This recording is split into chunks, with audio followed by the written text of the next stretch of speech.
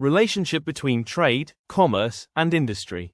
The relationship between trade, industry, and commerce is very close and inseparable.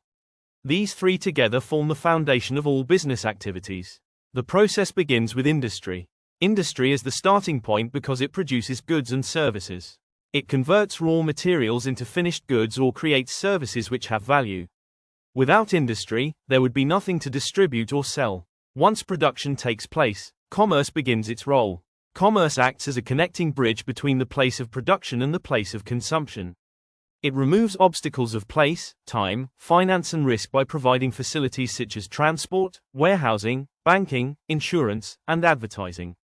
These commercial services ensure that goods produced by industries can reach the right markets at the right time and in good condition. After commerce has performed its role of distribution, trade comes in as the final stage. Trade is the actual process of exchange in which goods and services are sold to consumers. It can be wholesale, where goods are sold in bulk to retailers, or retail, where goods are sold in small quantities directly to consumers. Interdependence of trade, industry, and commerce. All three are deeply interdependent. Industry cannot survive without commerce and trade because it depends on them to move its goods to the market and to receive payments.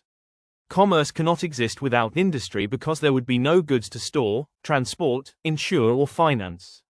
Trade also depends on industry and commerce because without production there is nothing to sell, and without the services of commerce there is no way to bring goods to the shop or the consumer.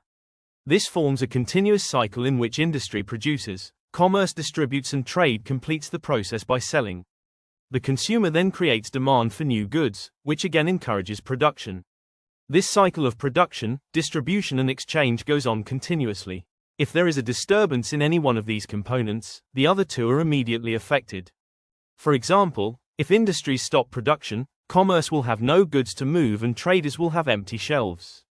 If commerce fails because of poor transport or finance, the goods of industries will remain unsold and trade will come to a standstill.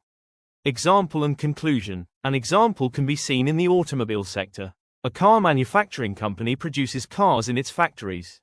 Commerce takes over by transporting these cars to different regions, advertising them, storing them in warehouses, arranging finance and insurance, and making sure that dealers have stock. Trade finally completes the cycle by selling these cars to customers through dealerships. Thus, the three work together as one complete system. In conclusion, trade, industry, and commerce are three pillars of business activity. Industry is the base where production takes place, commerce forms the structure that moves and supports the goods, and trade stands as the final stage where goods reach the ultimate consumer. That's all about trade, commerce, and industry. If you have any doubt, feel free to ask in comment section. Thank you.